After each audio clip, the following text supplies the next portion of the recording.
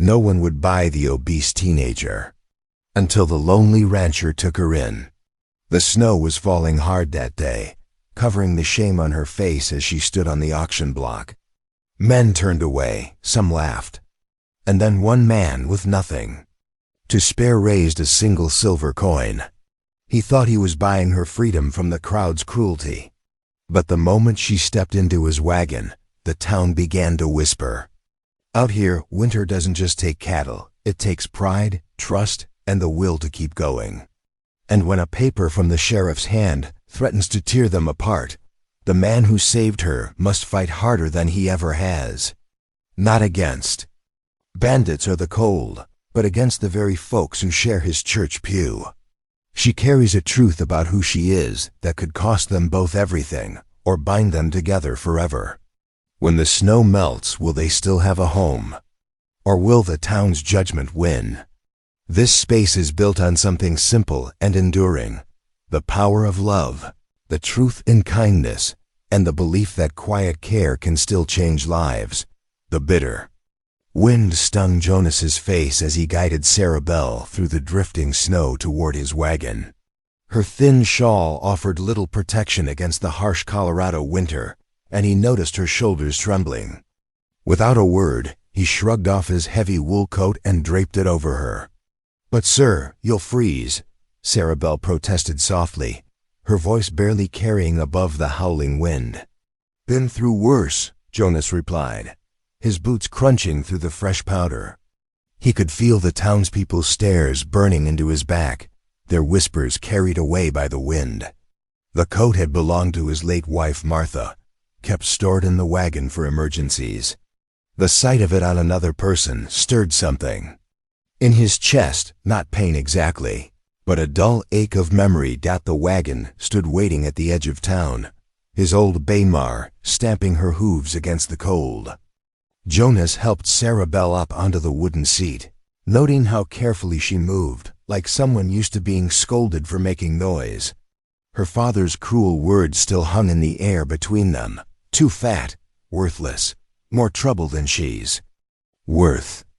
Jonas had seen the shame in her downcast eyes, the way she'd tried to make herself smaller on that auction platform. As he climbed up beside her, Sarah Bell sat with her hands folded tightly in her lap, her breath making small clouds. In the frigid air, the silver dollar he'd paid felt like nothing compared to the weight of responsibility now settling on his shoulders. He hadn't planned on buying anyone today, hadn't planned on doing anything except picking up supplies. But something in him couldn't bear to watch that scene play out. "It's 3 miles to the ranch," Jonas said, clicking to the horse. The wagon wheels creaked as they started moving.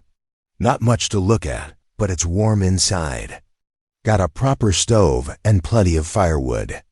Sarah Bell nodded, still not meeting. His eyes, "I can cook, sir. And so, I mend real neat. You won't find a smaller stitch in all of Fairchance." The words tumbled out quickly, like she was trying to prove her worth. "Ain't about that," Jonas said quietly. He guided the wagon past the last buildings of town, where the road turned to open country. Snow-covered peaks loomed in the distance, their jagged edges softened by winter's white blanket. "You don't have to earn your right to be warm and fed.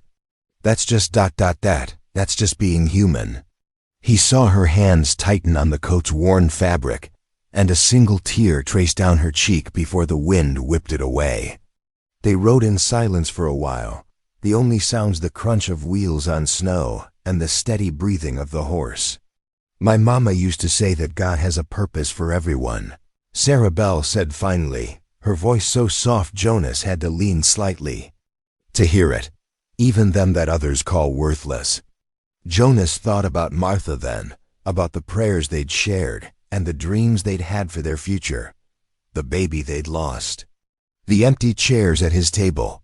"Your mama sounds like she was a wise woman."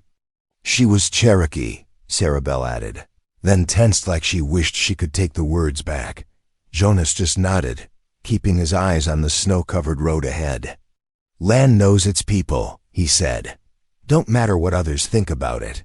The tension in her shoulders eased slightly. As they crested a small rise, Jonas's ranch came into view, a sturdy cabin with smoke rising from the stone chimney, a barn that leaned slightly to the left, and a handful of cattle huddled in the sheltered pasture. "It ain't much," Jonas said again, suddenly seeing his home through new eyes. The unpainted walls, the missing shutter, the patch in the roof where last spring's storm had torn off some shingles. But Sarabelle was looking at the cabin like it was a palace. "It's standing strong against the wind," she said. "That's what matters." Jonas felt something shift in his chest, a crack in the wall he'd built around his heart since Martha died. This girl who'd been treated like she was worthless saw straight to the truth of things. The wagon rolled to a stop in front of the cabin, and Jonas helped her down, noting how she moved with natural care around the horse, patting its nose gently. "Welcome home," he said gruffly, and for the first time, Sarabelle met his eyes. In them, he saw a glimmer of something he recognized, hope, cautious but real, like the first spring grass pushing through melting snow. The wagon creaked and swayed as Jonas guided the team carefully along the snow-covered road leading out of Fairchance. Ice had formed in deep ruts, making the going treacherous. He kept the pace slow, mindful of his passenger who sat wrapped in Martha's old coat, clutching a small bundle in her lap. Sarabelle hadn't spoken since they'd left town.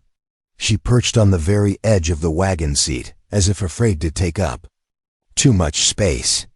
The bundle she held contained everything she owned in the world: a few pieces of clothing, a worn Bible, and a small wooden box that Jonas had noticed her father toss onto the platform after her.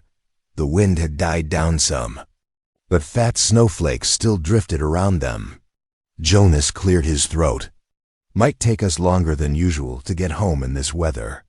"Yes, sir," she whispered, then gathered her courage. "Sir? Why did you buy me?" Jonas kept his eyes on the road, considering his answer carefully.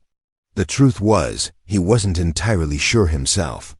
But watching her stand there in the snow, while her own father called her worthless, had stirred something in him. Anger, maybe, or memory of another young girl he'd once known who'd been treated cruel.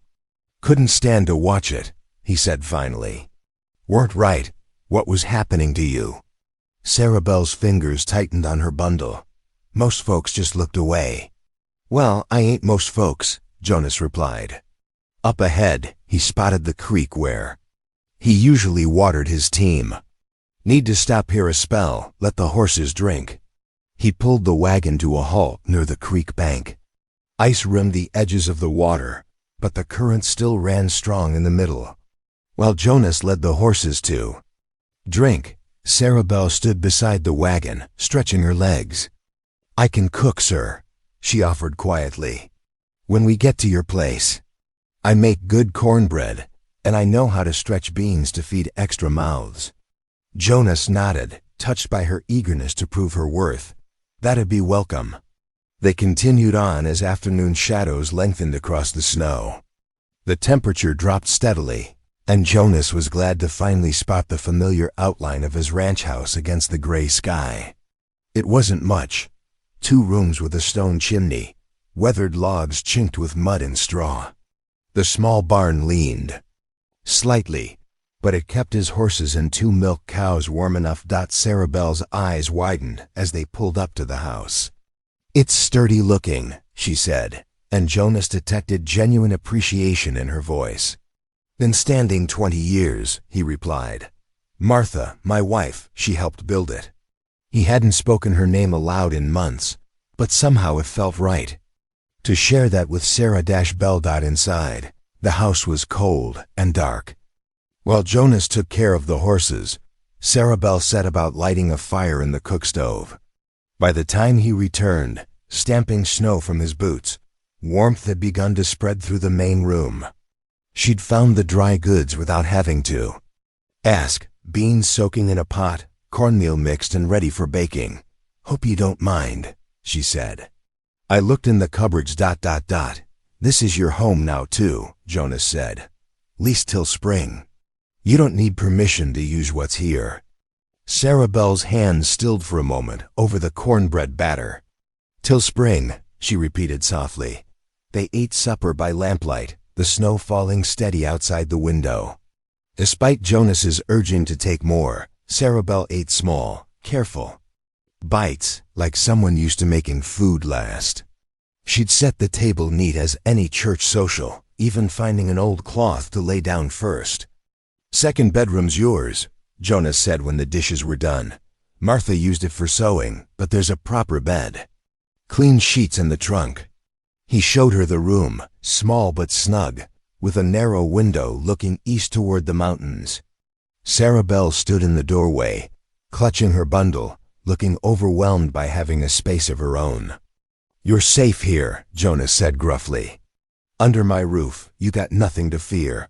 We'll see how things stand come spring thaw." "Thank you, Mr. Clay," Sarah Bell whispered. Jonas nodded and withdrew to his own room. Through the wall, he could hear her moving quietly, getting settled. The snow continued falling outside, blanketing the world in silence. He lay awake for a long while, wondering what tomorrow would bring for both of them. Dawn crept over the snowbound Colorado ridges, painting the world in soft grays and pinks. Jonas Clay stirred in his bed, awakened by an unfamiliar scent drifting through the house. Biscuits, fresh-baked biscuits, something he hadn't smelled since Martha passed. He pulled on his wool shirt and heavy trousers, then stepped into the main room. Sarah Bell stood at the cookstove, her face flushed from the heat. She'd managed to shape 6 perfect biscuits from the meager remains of flour in his stores. "Good morning, Mr. Clay," she said, ducking her head. "I hope you don't mind." "I saw the flour and thought ... Mind?" Jonas shook his head, watching as she placed the steaming biscuits on his mother's old blue plate. "Been a long spell since anyone's baked in this kitchen." Sarah Bell moved with purpose around the small space, gathering what few dishes they'd used the night before. The tin wash basin rang softly as she pumped water into it, her strong hands making quick work of the breakfast things. "You don't have to do all that," Jonas said, breaking open a biscuit. Steam rose from the tender middle. "I want to, sir." She picked up the worn broom from its corner, attacking the packed dirt floor with determined strokes. The bristles were nearly gone, but she managed to sweep the worst of the tracked-in snow toward the door. Jonas ate slowly, watching her work. There was something in the way she moved, careful but confident, like she knew her place in the world, despite what others might say. When she finished sweeping, she folded the dustcloth neat and proper, setting it aside for next time. "I need to ride out," Jonas said, pulling on his heavy coat. "Check the fences in the far pasture. Snow might have brought down some posts." He hesitated, then added, "Keep the fire going while I'm gone." Wood stacked by the door. Sarah Bell nodded, already moving to add another log to the cookstove. "Yes, sir. I'll mind it careful." The morning air bit sharp as Jonas saddled his horse. Fresh snow had fallen in the night, but the sky hung clear now, sun glinting off white-capped fence posts. As he rode toward the far pasture, he found his thoughts turning back to the girl in his kitchen. There was more to her than met the eye. That was certain. Hours later, after mending 2 down sections of fence, Jonas guided his horse back home. Smoke rose straight from the chimney. Sarah Bell had kept her word about the fire. Inside, warmth wrapped around him like a blanket. "Sir?" Sarah Bell stepped from the smaller bedroom, holding up one of his old work shirts.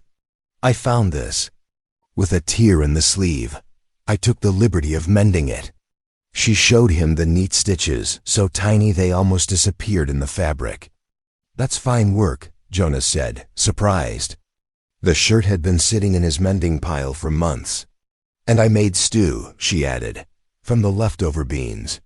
Added some wild onions I found dried in the root cellar, if that's all right." The stew filled the house with a rich, savory smell that made Jonas's stomach growl.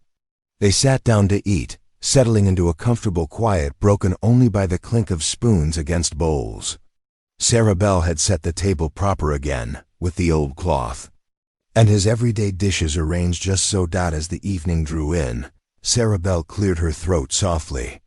"My mama taught me this from the Psalms," she said. "The Lord is my shepherd, I shall not want. He maketh me to lie down in green pastures. Single quote. Her voice carried clear and true in the fire-lit room. Each word measured with care. Jonas listened, struck by the depth of feeling she brought to the familiar verses. This wasn't just memorization. These words meant something to her. When she finished, silence settled back around them. The fire had burned low, casting long shadows on the walls. Sarah Bell stood to bank the coals for the night. "Mr. Clay?" She paused by her bedroom door. "I wanted to thank you for giving me a proper room, I mean. Some folks ... bloke." She swallowed hard. "Some folks would have made me sleep in the barn." Jonas felt something twist in his chest. Grief for what this girl had seen. Anger at those who'd treated her so poorly. "You're under my roof now," he said gruffly. "And under my roof, we treat people like people." Sarah Bell nodded, her eyes bright in the fading light. "Yes, sir. Good night, then." "Good night," Jonas replied, watching as she disappeared into her room. He sat for a long while by the dying fire, thinking about strength that came wrapped in quiet packages, and how sometimes the Lord's mercy arrived in unexpected ways. 2 days after Sarah Bell's arrival, weak winter sunlight filtered through the clouds. The temperature had risen just enough to make outdoor work bearable. Jonas and Sarah Bell stood in the side yard, working together to build up their depleted woodpile. Jonas positioned another log on the splitting stump, while Sarah Bell gathered the split pieces into neat stacks. Her cheeks were pink from the cold and effort, but she worked steadily, her movements sure and practiced. "My pa taught me about wood," she said quietly, testing a piece for straightness. "Said the ash burns hot and the pine burns fast." Jonas nodded, bringing the axe down with a solid thunk. "Your pa got that much right. At least." The sudden sound of hoofbeats made them both look up. Through the swirling snow, a lone rider approached. Along the rutted trail to the house, Jonas recognized the straight-backed figure of Harlan Gibbs, the town merchant, and felt his stomach tighten. Gibbs rarely rode out to deliver good news. Sarah Bell drew closer to Jonas as Gibbs reined his horse to a stop. The merchant's sharp eyes took in the scene, the split wood, the girl in her patched dress, the old axe in Jonas's hands. "Clay," Gibbs said, touching the brim of his hat. He reached into his coat and withdrew a folded paper. "Sheriff asked me to deliver this, seeing as I was heading this direction anyway." Jonas wiped his palms on his pants before taking the document. The official seal of the territorial court stood out dark against the cream-colored paper. As he unfolded it, Sarah Bell pressed against his arm, trying to see. "It's a writ," Gibbs explained, his tone matter-of-fact, "concerning the girl's indenture. Seems her father left some debts unpaid when he cleared out of town. Law says that invalidates the sale contract." Jonas scanned the dense legal writing, his heart sinking as he reached the bottom. $40, he said, his voice rough. "Plus interest," Gibbs nodded. "Sheriff says you can either pay the full amount or surrender her for reassignment. Boarding house is always looking for kitchen help." Sarah Bell made a small, frightened sound. Jonas felt her trembling beside him and shifted slightly, putting himself between her and Gibbs's cold stare. Everyone knew about the boarding house kitchen, the scalding work, the long hours, the harsh treatment from the cook. "How long?" Jonas asked, though he could see the answer right there on the paper. "End of March," Gibbs replied. "That's more generous than usual, given your standing in the community." He gathered his reins. "Sheriff said to tell you he's sorry about this, but law's law." They watched as Gibbs turned his horse and rode away, his figure growing smaller against the white landscape. Only when he disappeared did Jonas feel Sarah Bell's grip on his arm loosen. "Mr. Clay?" her voice wavered. "I heard tell about that kitchen. The last girl they sent there ... She swallowed hard. She got burns all up and down her arms from the soup kettles." Jonas carefully refolded the writ, buying time to steady his own voice. "We'll figure something out," he said, though he knew $40 might as well be $400 with winter tightening its grip. "Don't you fret about that. Kitchen, you're staying right here." But Sarah Bell had learned early not to trust in easy promises. She went back to stacking wood, her movements more mechanical now, her earlier contentment shattered by Gibbs's visit. That evening, they sat down to a supper of salt pork and the last of the biscuits. The wind had picked up, whistling through the cabin's chinks despite Jonas's best efforts at chinking them with moss and mud. Neither spoke much, both minds turning over the problem of the debt.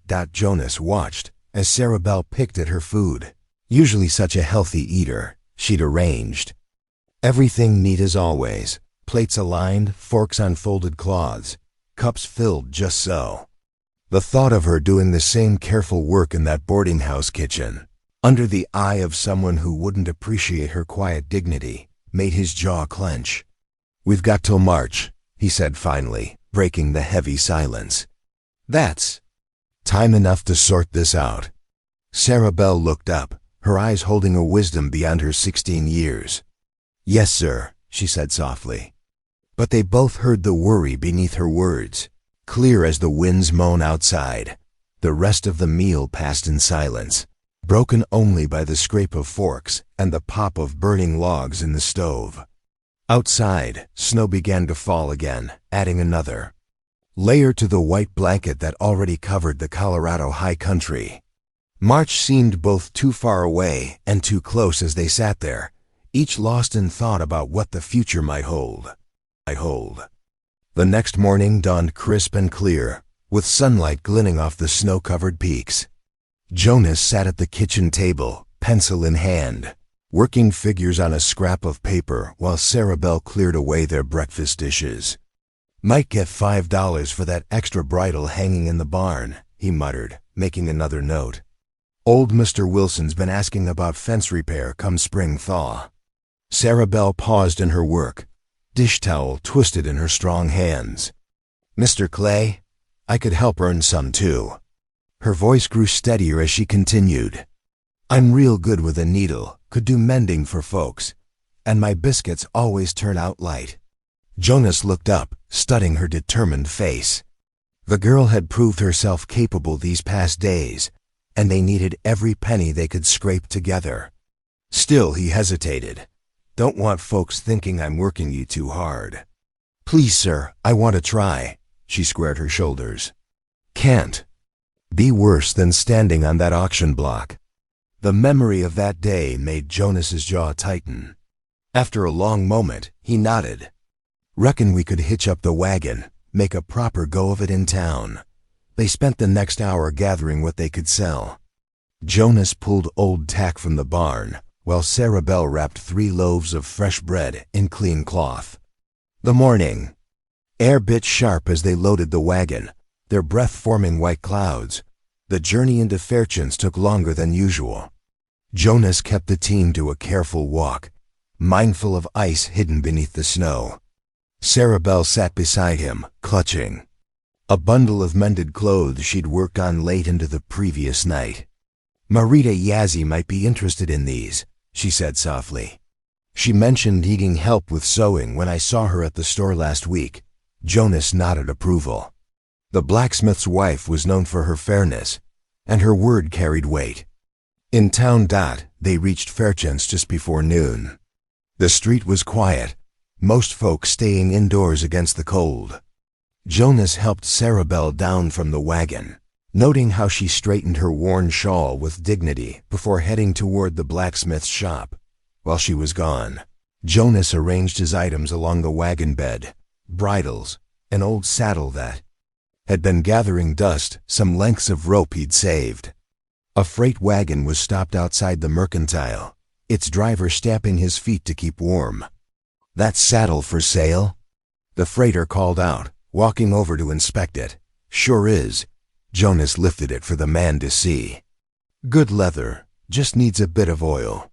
They haggled briefly before settling on $3, less than Jonas had hoped, but better than nothing. He carefully folded the bills and tucked them into his shirt pocket. Meanwhile, Sarabelle had found Marita in her kitchen behind the smithy. The older woman examined the mending with careful fingers, nodding approval at the tiny, even stitches. Good work, Marita said, her dark eyes kind. I've got 3 boys who go through clothes something fierce. Could use help like this regular. She reached for a small leather pouch. $2 for what you've brought, and more work when you want it. Sarabelle's hands trembled slightly as she accepted the coins. Thank you, Mrs. Yazzie. I'm much obliged. You're welcome here any time, Marita said firmly. Some folks don't see past their own foolish notions, but I judge by the work of hands and heart. The sun was already low when Jonas and Sarabelle finally turned toward home. They'd managed to sell most of what they brought, though the total was modest. The wagon creaked through the gathering dusk, its wheels finding every frozen rut in the road. $5.75, Sarabelle counted carefully, plus those 3 fence-mending promises for spring. It's a start, ain't it? That it is, Jonas agreed. You did real well today. She ducked her head at the praise, but he caught her small smile. The road ahead was barely visible now, but Jonas knew every turn. The team plodded steadily onward through the darkness, their harness jingling softly in the cold air. When they finally reached the ranch, the temperature had dropped sharply. Jonas's fingers were stiff as he unhitched the horses while Sarabelle hurried to light the stove. Soon warm light spilled from the cabin windows, a beacon in the winter night. Inside, they thawed out over bowls of hot bean soup. The coins they'd earned sat in a tin cup on the shelf, a modest beginning toward the $40 they needed, but more importantly, proof they could work together toward the goal. We'll go back next week, Jonas said, watching Sarabelle add another log to the stove. Marita seemed pleased with your sewing. Yes, sir. She said she'd spread the word to other folks who might need mending done. Sarabelle's voice held new confidence. We've got time yet before March. The weather mellowed over the following days, winter's grip loosening enough to make travel easier. Patches of blue sky peeked through the clouds, and the sun's warmth began softening the packed snow on the trail to town. Sarabelle found herself making the journey more frequently, her bundle of mending growing as word spread among Fairchans's women. Marita Yazzie's kitchen became a sanctuary of sorts. The blacksmith's wife worked alongside Sarabelle, showing her intricate stitch patterns passed down through generations. The small room smelled of wood smoke and fresh bread, warm even when the wind rattled the windows. See how the thread crosses here? Marita demonstrated on a piece of cotton, her skilled fingers moving surely. Makes the repair stronger, especially for boys' clothes. They're hard on their knees. Sarabelle watched carefully, then practiced, until she could replicate the pattern. It's beautiful, she said, holding up her work. Like tiny crosses all in a row. You have a good eye, Marita smiled, passing her a cup of pine needle tea. And patient hands. That will serve you well. The pile of finished mending grew steadily, along with Sarabelle's confidence. Even Mrs. Peterson, known for her particular standards, praised her work. Each evening, she added her earnings to the tin cup on Jonas's shelf, watching the pile of coins slowly grow. One afternoon, as February drew to a close, Sarabelle sat by the ranch house stove, working on a torn shirt. Jonas had just come in from checking the cattle, bringing a blast of cold air with him. He hung his coat by the door and settled into his chair, watching her steady progress with the needle. The quiet between them had grown comfortable over the weeks. Still, something weighed on Sarabelle's mind, showing in the slight furrow of her brow as she worked. Mr. Clay? She finally spoke, her voice soft but steady. There's something I ought to tell you, being as you've been so decent to me. Jonas looked up from the leather he was oiling. "What's troubling you, girl?" Sarabelle's fingers stilled on her mending. "It's about my mama." She drew a deep breath. She was Cherokee, from Indian Territory. The confession hung in the air. Between them, Sarabelle kept her eyes on her work, shoulders tense as if bracing for judgment. "My father always said to keep it quiet. Said folks wouldn't buy a half-breed's work." The words came faster now, like water breaking through ice. "He made me say she died of fever coming west. But truth is, she went back to her people after he beat her one too many times. I was 10 then." Jonas set aside his work, giving her his full attention. "That must have been hard, carrying that secret." "Yes, sir." She looked up cautiously, searching his face. "You're not... It doesn't trouble you?" "No," Jonas said firmly. "And it shouldn't trouble anyone with sense. I've known plenty of native folks over the years, good neighbors, honest traders. Had a Ute family help me through my first winter here, taught me which plants would heal frostbite. Man's worth lies in his actions, not his bloodline." Sarabelle's shoulders relaxed slightly. "Mama used to say something like that. She taught me her prayers, but father forbade them after she left." Her fingers traced the pattern she was sewing. "Sometimes I still say them in my head when the night feels too big." "Reckon God hears all prayers, no matter the language," Jonas said quietly. "Your mother's ways are part of who you are. No shame in that." Tears welled in Sarabelle's eyes, but she blinked them back. "Thank you, Mr. Clay, for understanding." They sat in companionable silence as the light faded outside. Jonas added wood to the stove while Sarabelle finished her mending. The familiar sounds of the ranch at night settled around them. Wind in the eaves, cattle lowing softly in the distance, the creak of the house timbers. That night, as Jonas was banking the fire, Sarabelle's voice rose softly in prayer. It was the first time she'd prayed aloud since arriving. Her words, simple and heartfelt, filled the quiet room. "Lord, thank you for bringing me to a place that feels less cold. For giving me work that means something, and..." She paused briefly, "for showing me there's still good people in this world. Amen." Jonas added his own quiet amen, watching as she gathered her sewing and headed to her room. The tin cup on the shelf caught the last of the firelight, its contents representing more than just coins now. It held the promise of something neither of them had expected to find: trust, understanding, and the beginnings of belonging. Late February brought an unexpected gift, a gentle thaw that softened the iron grip of winter. The morning sun touched the snow-laden branches with golden light, creating diamond sparkles where drops of meltwater caught the rays. Jonas and Sarabelle set out on horseback, their mounts' hooves finding surer footing on the warming ground. As they made their way to the edge of the grazing pasture, Jonas rode his steady bay gelding while Sarabelle sat astride an older mare, one gentle enough for her still developing riding skills. She'd grown more confident in the saddle over the past weeks, learning to move with the horse's rhythm rather than fighting it. Her dark hair was neatly braided, tucked beneath a borrowed wool scarf against the lingering chill. "Mr. Randall should be waiting by the creek crossing," Jonas said, adjusting his hat against the bright morning sun. He's always been fair in his dealings. Two of Jonas's steers trudged ahead of them, urged on by occasional whistles and calls. Their breath steamed in the cool air as they picked their way along the familiar trail. Sarabelle watched the cattle with interest, having learned much about ranch life since her arrival at the creek crossing. Walter Randall waited as promised, his wagon already positioned for loading. The older rancher nodded in greeting, his eyes flickering briefly to Sarabelle before returning to Jonas. "Clay," he said, dismounting, "these the yearlings you mentioned?" "Sure are." Jonas swung down from his horse. "Good weight on them despite the hard winter."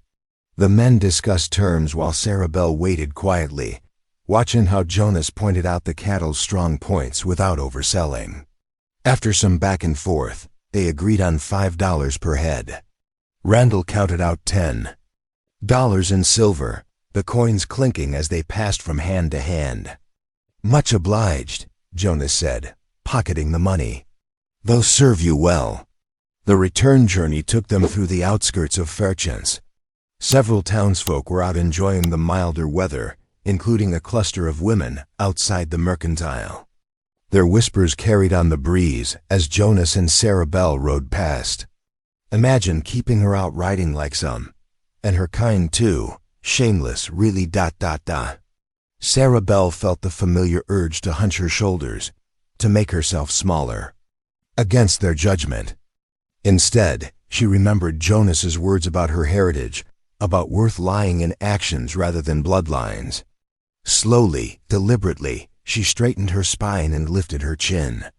The mare seemed to sense her resolve, prancing a little as they passed. Jonas noticed her changed posture from the corner of his eye. A slight smile touched his weathered face, pride warming his chest at her quiet show of courage. Back at the ranch, with evening drawing in, Sarah Bell insisted on making flapjacks to celebrate the day's success. The kitchen filled with the homey smell of cooking as she worked the batter, adding the last precious spoonfuls of molasses for sweetness. "Mama taught me to make these," she said, flipping a golden brown cake with practiced ease. "Said good news deserves something special on the table." Jonas sat at the worn kitchen table, the day's earnings spread before him as he counted their total savings. "Your mama sounds like she was a wise woman." She was. Sarah Bell set a plate of steaming flapjacks between them.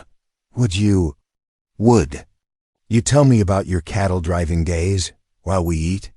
Jonas cut into his flapjacks, considering. "Well, I reckon you've heard a story or two. Must have been, 30 years ago when I first drove cattle to Abilene." As they ate, Jonas shared tales of long days in the saddle, of nights watching the herd under star-filled skies. He spoke of stampedes narrowly avoided, of crossing swollen rivers, of the satisfaction of delivering healthy cattle after months on the trail. Sarah Bell listened intently, occasionally asking questions that showed her growing understanding of ranch life. After the dishes were cleared, they sat at the table counting their combined savings. The $10 from the cattle sale clinked, together with Sarah Bell's sewing earnings and Jonas's careful savings. The total came to just over $20, more than halfway to their goal. "We're getting there," Jonas said quietly, stacking the coins back into their tin cup. Bit by bit. Sarah Bell touched one of the silver dollars, her fingers gentle against the worn metal. "I never thought ... She paused, gathering her thoughts. "When you bought me that day, I was sure it was just trading one kind of misery for another. But now ... Now I know what it feels like to work towards something that matters, to have someone believe I can." Jonas cleared his throat, touched by her words. "Well, you've more than proved that belief right. We'll make it, come spring. Between your sewing and what we can sell, we'll find a way." The tin cup went back on its shelf, its contents representing not just coins anymore, but something far more valuable: hope, taking root like early spring flowers pushing through melting snow. The next morning dawned crisp and clear, with remnants of yesterday's thaw glistening on the trees. Jonas pulled on his heavy work coat and checked his axe blade while Sarah Bell packed him a simple lunch of cornbread and dried venison. "Ought to get a good price for timber in town," Jonas said, wrapping the food in a cloth. "Folks'll be wanting to repair storm damage once spring comes proper." Sarah Bell nodded, handing him a tin cup for water. "I'll keep the home fires burning. Maybe work on Mrs. Peterson's quilt while you're gone. Remember to check the chickens twice," Jonas reminded her, shouldering his axe. "That fox has been skulking around again." "I will." She stood in the doorway, watching as he headed toward the stand of pine trees beyond the north pasture. The morning sun caught his silver hair beneath his hat brim, and she smiled at how familiar his walking gait had become to her. The morning passed quietly as Sarabelle tended to her tasks. She fed the chickens, swept the floor, and settled by the window with her sewing. The gentle rhythm of her needle was interrupted only by occasional trips to add wood to the stove. Around mid-afternoon, she noticed the sky darkening to the west. The snow squall blew in fast, as mountain weather often does. White flakes swirled past the window, thick enough to obscure the barn. Sarabelle had just put water on to boil when she heard Jonas's boots on the porch. "Land's sake," he said, stamping snow from his feet as he entered. That came up quick. His coat was dusted white, his cheeks red from the wind. Sarabelle already had a cup ready. "Here's some hot tea. You're back earlier than I expected." "No." Since fighting weather like this, Jonas hung his coat by the fire and wrapped his rough hands around the warm cup. "Got 3 good trees down, at least. Should fetch fair money once I can haul them to town. I noticed something while you were gone," Sarabelle said, her voice carrying a note of concern. "The creek ice is starting to crack. I could hear it popping when I went to check the chickens." Jonas nodded gravely. "Figured that might happen with the thaw. We'll need to keep watch for flooding. Had a bad spring flood 4 years back that nearly took out the bridge." They sat at the kitchen table, listening to the wind whistle around the eaves. The familiar sound of the house's creaks and settlings had become a comfort to them both over the winter months. "Been thinking," Jonas said after a while, turning his empty cup in his hands. "Might be good to put in a vegetable garden come spring. Ground behind the house gets good sun." Sarabelle's eyes brightened at the suggestion. "What would we plant?" "Oh, the usual things. Potatoes, beans, squash. Maybe some corn if we can keep the deer out." He glanced at her. "You ever had a garden before?" She shook her head, a touch of sadness crossing her face. "Papa never stayed in one place long enough. But I used to help tend the mission garden sometimes, when we passed through Indian territory. The sisters there taught me about companion planting, how some plants help others grow stronger." Jonas listened intently. These glimpses into her past came rarely, like shy birds that might startle at any sudden movement.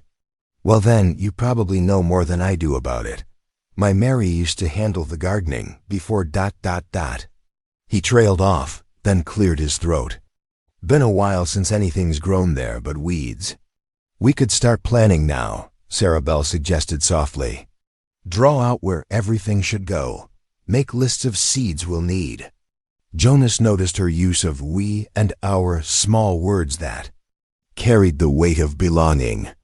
The idea of planting seeds together, of watching things grow over seasons, felt like more than just garden planning.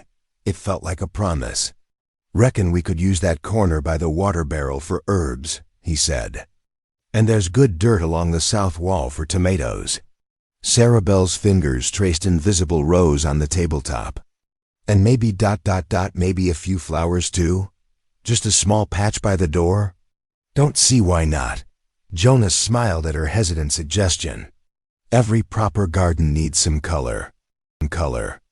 Outside, the snow continued to fall, but inside the warm kitchen, spring didn't feel so far away. They spent the rest of the evening talking about plants and possibilities, about the taste of fresh peas and the smell of tomato vines in the sun. Sarabelle found a scrap of paper and began sketching out garden rows while Jonas remembered bits of farming wisdom from his childhood. It was more than just planting a garden. With every seed they imagined planting, they were planting something else, 2 roots of their own, growing deeper into the soil of their shared life. The future stretched out before them like freshly tilled earth, ready for whatever they might grow together. The 3rd week of March brought a sudden warmth that melted snow from the fence posts and turned the packed wagon tracks to mud. Jonas and Sarabelle loaded their wagon early that morning, careful to keep the cut timber from crushing her neat bundle of mended clothes and quilts. "Weather's holding fair," Jonas observed, checking the harness straps. "Might be our best chance to get everything to town." Sarah Bell nodded, tucking the stray wisp of hair beneath her bonnet. "Mrs. Peterson's been waiting on her quilt, and I've got 3 shirts done for Mr. Wilson's boys." The wagon wheels squeaked as they rolled through puddles and patches of lingering snow. Sarah Bell held her wrapped packages close, protecting them from splashes.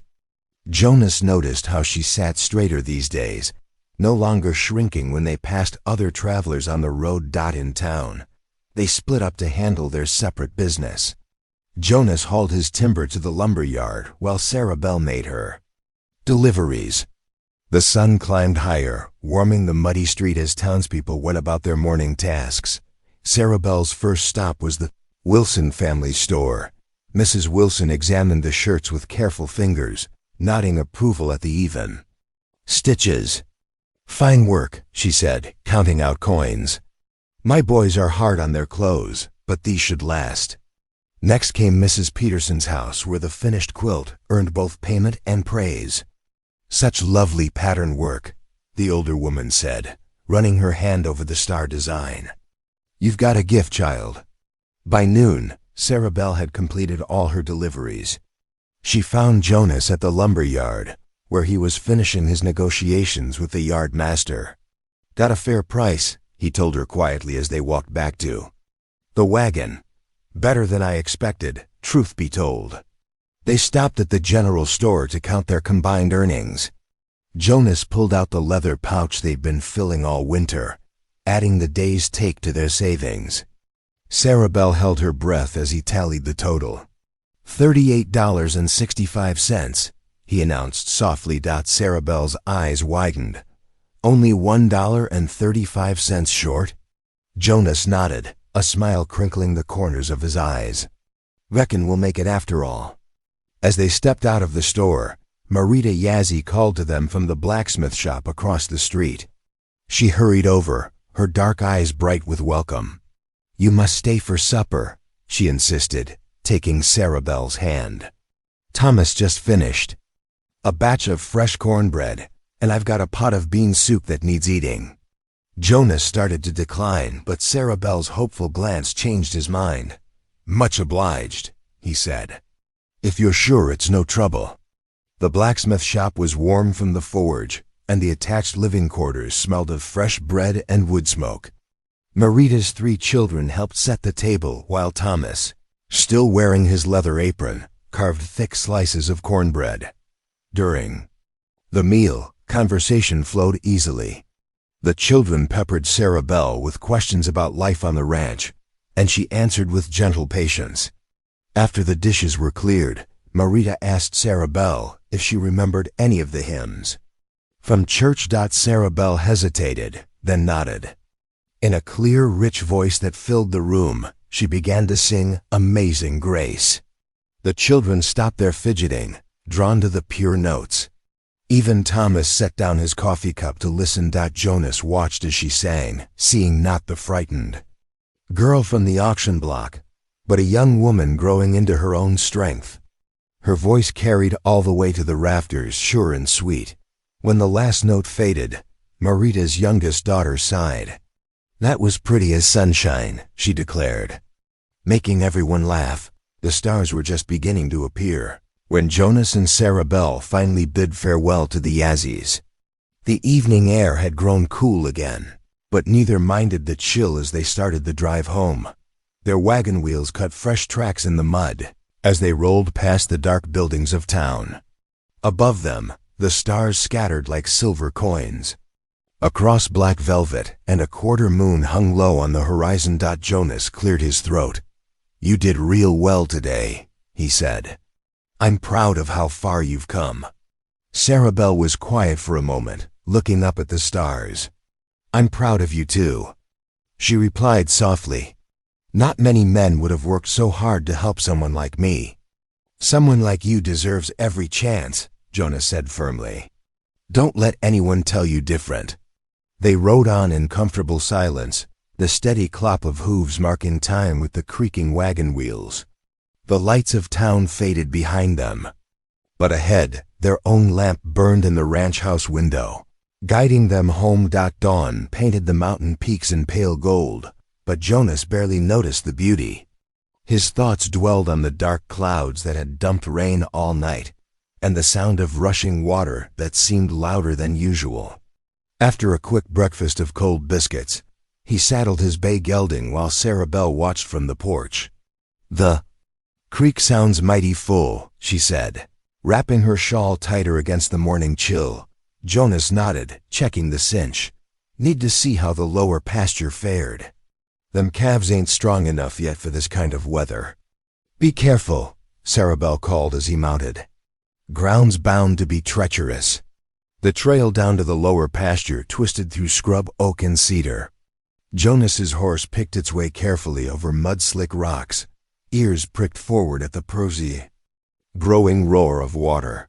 As they rounded the last bend, Jonas pulled up short, his heart sinking at the sight before him. The creek had burst its banks, transforming the gentle meadow into a murky lake. Brown water churned across the grazing land, carrying broken branches and debris. Fence posts stuck up like drowning soldiers where the current hadn't torn them away completely. Jonas urged his horse along the edge of the flood, searching for any sign of his cattle. Most of the herd had sensed danger and moved to higher ground, but the younger calves hadn't known to follow. Here and there, small bodies bumped against what remained of the fence line. Cold rain began falling again as Jonas made his count. 6 calves lost to the flood. 6 out of the 11 born this spring. The loss hit him like a physical blow. Each of those calves represented future income, meat for winter, or trading stock for supplies. His clothes were soaked through by the time he turned back toward home. Numbers tumbled through his mind as he rode. Without those calves to sell or trade, he'd be short on everything: feed, seed for spring planting, repairs to the barn roof. The ranch had been running lean already, and now ... the truth settled heavy in his chest. Without replacement stock, the ranch wouldn't survive past summer. They'd need every penny they'd saved just to keep afloat, including the $40 meant for Sarah Belle's debt. Sarah Belle met him at the barn with dry towels, her face creased with worry. "How bad?" she asked. Jonas couldn't meet her eyes. "Let me see to the horse first," he said gruffly. Inside the house, Sarah Belle had a fire blazing and coffee waiting. Jonas sat in his chair, staring into the flames while his clothes steamed. The weight of what he had to tell her pressed down on his shoulders like a heavy winter coat. 6 calves, he finally said, his voice rough. "Lost 6 of them to the flood." Sarah Belle sank slowly into the other chair. "Oh no," she whispered. "Without them ... doubled." Jonas swallowed hard. "Without replacement stock, we won't make it through. Summer, the ranch, it needs those calves. Or others to take their place." The fire crackled in the silence between them. Jonas couldn't bring himself to say the rest, but Sarah Belle was smart. He watched understanding dawn in her eyes. "The money we saved," she said softly. "You'll need it for new stock." Jonas nodded, shame burning in his throat.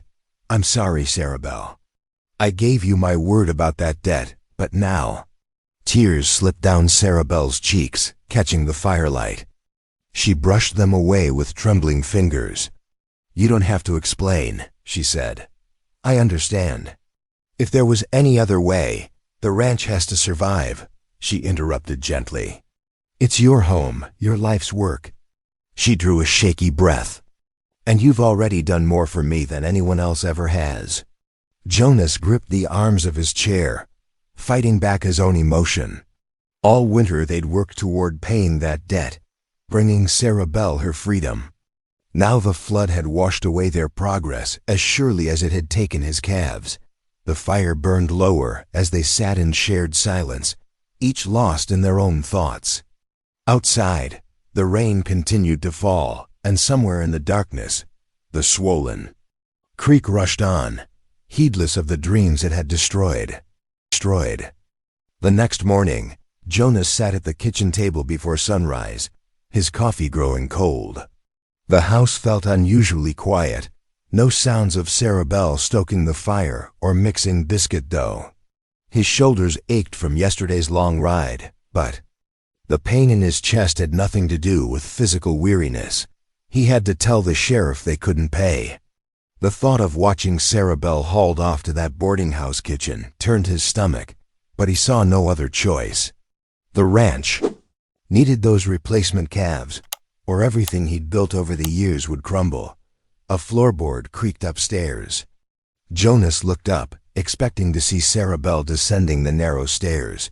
Instead, silence fell again. He rose from his chair, coffee forgotten, and climbed the steps. "Sarabelle," he called softly. The door to her small room stood open. Inside, the bed was neatly made, but something was different. The few dresses she owned no longer hung from their pegs. Her mother's worn Bible was missing from the bedside table. A folded piece of paper lay in its place. Jonas's hands trembled slightly as he opened the note. Sarabelle's careful writing filled the page. "Dear Mr. Clay, I cannot bear to be the cause of your ranch's failing. You've shown me more kindness these past months than I've known in years. The boarding house may not be what I hoped for, but I won't see you lose everything you've worked for on my account. Thank you for teaching me what a real home feels like, even if only for a little while. Sarabelle." Jonas crumpled the paper in his fist. "No," he muttered, turning toward the stairs. He took them two at a time, grabbing his coat as he rushed. Outside, the morning air bit cold against his face as he saddled his horse. Tracks in the mud showed where Sarabelle had walked down the drive, heading toward town. She couldn't have more than an hour's head start. He urged his horse into a trot, following her trail along the rutted road. The flood waters had receded, leaving behind a mess of debris and wet earth. Around each bend, he expected to catch sight of her wrapped in that threadbare shawl she always wore. Finally, he spotted a figure trudging ahead, a small bundle clutched in her arms. "Sarabelle!" he called out, spurring his horse faster. She stopped but didn't turn around. When Jonas reached her, he could see she'd been crying. "You shouldn't have come after me," she said, her voice rough. "I made my choice." Without talking. "To me first?" Jonas dismounted, leading his horse closer. "That ain't right, girl. What's there to talk about?" Sarabelle wiped her eyes with her sleeve. "The ranch needs that money. I won't be the reason you lose everything. And you reckon sneaking off at dawn is the answer?" Jonas kept his voice gentle, though his heart pounded. "Walking 5 miles in the cold to turn yourself in. It's for the best." She finally looked at him, her face pale but determined. "I know what happens at that boarding house. The work is hard, the hours are long, but I can survive it. What I can't survive is watching you lose your home because of me." Jonas sighed heavily. "At least let me ride alongside you." "No sense in you walking all that way." Sarabelle shook her head. "You don't need to do that." "Wasn't asking permission," Jonas said, leading his horse forward. "Come on now." They walked in silence, their footsteps and the horse's hooves making soft sounds in the mud. The morning sun climbed higher, burning off patches of fog that clung to the valley. Neither spoke for a long while, each lost in their own thoughts. Jonas watched Sarabelle from the corner of his eye. She walked straight-backed, chin up, though he could see how each step cost her. This wasn't what he'd wanted for her when he'd raised his hand at that auction. He'd meant to give her a chance at something better, not trade one form of bondage for another. "You know," Sarabelle said suddenly, her voice barely above a whisper, "these past months I started to believe things might be different. That maybe God had finally heard my prayers." Jonas's throat tightened. "He might still have," he said. "Just because we can't see the path forward don't mean there isn't one." "The path seems pretty clear to me," Sarabelle replied, gesturing at the road stretching toward town. "And it's one I have to walk alone." They continued on, the silence between them heavy with unspoken words.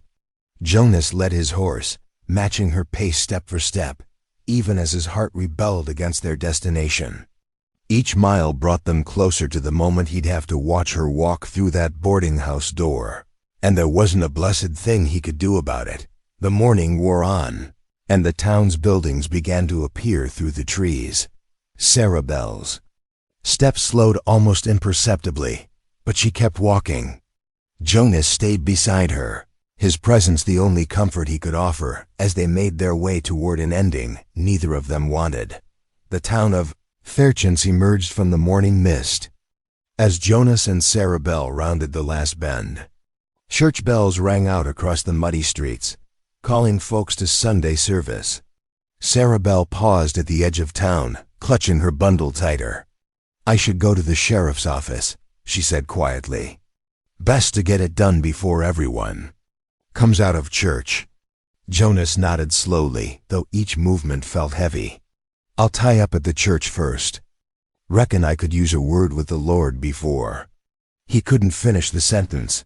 They parted ways at the crossroads, Sarah Bell heading toward the sheriff's weathered building, while Jonas led his horse to the hitching post outside the white-painted church. The sound of hymn singing drifted through the windows.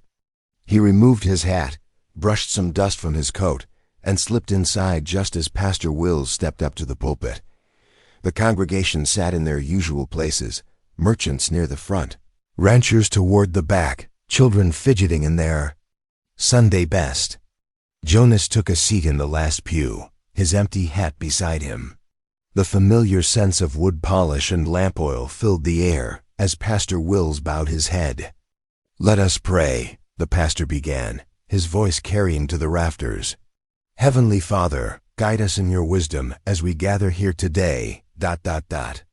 Jonas tried to focus on the words, but his thoughts kept drifting to Sarah Bell, probably sitting alone in the sheriff's office by now. He'd failed her. The weight of that truth pressed down on him like a physical thing. The prayer ended, and Pastor Wills opened his Bible to begin the sermon. But before he could speak, movement near the middle of the church caught everyone's attention. Marita Yazzie stood up, her dark shawl wrapped tight against the morning chill. "Begging your pardon, Pastor," she said clearly, "but there's something needs saying before we go further." A ripple of whispers passed through the congregation. Pastor Wills paused, then nodded for her to continue. Marita turned to face the assembled townspeople. "Most of you know Sarah Bell Carter's been staying out at Jonas Clay's place these past months. Some of you've had things to say about that." Her eyes swept the pews, unflinching. "But let me tell you what I've seen that girl do since she came here." The church grew silent as Marita spoke. "When Tommy Fisher took sick with fever, she sat with him 3 nights running while his ma got some rest. When Widow Jensen couldn't keep up with her mending, Sarah Bell did it for free, though she needed the money herself." Heads began nodding throughout the church. Mrs. Jensen dabbed at her eyes with a handkerchief. "That girl's got more kindness in her heart than most folks who've lived here their whole lives," Marita continued. "And now, because of some foolish debt her no-account father left behind, we're fixing to send her to that boarding house kitchen where they work girls half to death." More murmurs filled the air, but different now. Concerned, thoughtful. Jonas sat straighter, hardly daring to breathe as Marita's words sank in. "I ain't asking for charity," Marita said firmly. "I'm asking for justice. That girl's earned her place here fair and square. If we let her be taken away, shame on us all." For a moment, no one moved. Then elderly Mrs. Peterson reached into her purse and pulled out $2 silver. Without a word, she passed them to her son, who added another coin before passing them forward. The Fishers contributed next. Then the Jensens. Jonas watched in amazement as money began moving through the congregation. Nickels, dimes, silver dollars. Someone picked up his hat from the pew and started collecting the offerings in it. Even the pastor reached into his pocket. The coins made soft clinking sounds as they fell. Children emptied their penny banks. A ranch hand gave up his tobacco money. The blacksmith added a whole handful of change. Row by row, the hat grew heavier with the town's determination to keep one of their own. Marita stood watching, a small smile on her face. When the hat finally reached her, she added her own contribution, then turned to Jonas. "Well, Mr. Clay? Seems to me you've got somewhere to be before that girl signs herself away to a fate she don't deserve." Jonas rose slowly, his vision blurring as he took the hat. The weight of it spoke of more than just money. It carried the weight of community, of belonging, of hearts opened wide enough to welcome someone different from themselves. "Much obliged," he managed to say, his voice rough with emotion. "To all of you." Pastor Wills cleared his throat. "I believe we can delay the sermon a few minutes while Mr. Clay tends to this important business. The Lord's work takes many forms. After all." Without waiting for more, Jonas hurried down the aisle, coins jingling in his hat with each step. As he reached the door, he heard Marita start leading the congregation in amazing grace, their voices following him out into the morning air. He quickened his pace toward the sheriff's office, hope rising with each step. They'd done it. The town had actually done it. Now he just had to reach Sarah Bell before she signed those papers. After the final hymn faded, Jonas and Sarah Bell sat at the sheriff's desk while Marita counted out the coins onto the worn wooden surface. The pile grew steadily, nickels, dimes, and silver dollars forming neat stacks in the late morning light that streamed through the office window. $43.65, Marita announced finally, her eyes bright with satisfaction. "Sheriff." Daly scratched the amount into his ledger with careful strokes. "More than covers the debt," he confirmed, reaching for the official papers. "With some left over for a proper celebration, I'd say." Jonas pushed the required $40 forward. "Here's your payment in full, Sheriff. Now where do I sign?" "The Sheriff dipped his pen in ink and pointed to the bottom of the document. "Right there, Mr. Clay. This'll clear the debt and void the indenture completely." Jonas's signature was firm and clear. When the ink dried, he picked up the papers and with deliberate movements, tore them straight down the middle. The sound of ripping paper seemed to echo in the quiet office. "Sarah Bell ain't my servant," he declared, his voice steady as he met the sheriff's eyes. "Never really was. She's family." A soft murmur of approval rose from the small crowd that had gathered. By the door after church, Sarah Bell, tears streaming down her face, reached for the torn papers. She pressed them to her chest as if they were precious things, though they no longer held any power over her. "Thank you," she whispered, looking around at the townspeople. "Who had made this possible? Thank you all." Marita stepped forward and wrapped her in a warm embrace. "Welcome home, child." The ride back to the ranch was quiet, but it was a peaceful sort of silence. The late winter sun caught the snow on the ridges, making the whole world sparkle. Their shadows stretched long across the rutted road, two figures moving together toward home. Their burdens lifted at last. Sarah Bell sat straighter in the wagon seat, no longer hunched against the weight of her indenture. Jonas noticed how she kept touching the torn papers in her pocket, as if reassuring herself this was real. Neither felt the need to fill the air with words. Some moments were beyond speaking. The ground thawed day by day as March gave way to April. One bright morning, Jonas and Sarah Bell knelt in the freshly turned earth behind the ranch house, their knees cushioned by folded blankets. The soil felt alive beneath their fingers, dark and rich with promise. "These furrows look straight as arrows," Jonas said, watching Sarah Bell carefully space the pea seeds along the shallow trench he had dug. She smiled, dropping each seed with gentle precision. "Mama always said a garden needs order to thrive, just like a home does." They worked steadily through the morning, shoulder to shoulder. Jonas showed her how deep to plant the carrots, while she explained how her mother had taught her to soak bean seeds overnight before planting. The spring air carried the sharp scent of pine from the ridges, mixed with the earthy smell of soil warming in the sun. When evening came, Lamplight spilled golden through the ranch house windows. Jonas hung his coat by the door and breathed in the aroma of baking bread. Sarah Belle moved about the kitchen, humming the same hymn she had sung that Sunday in town.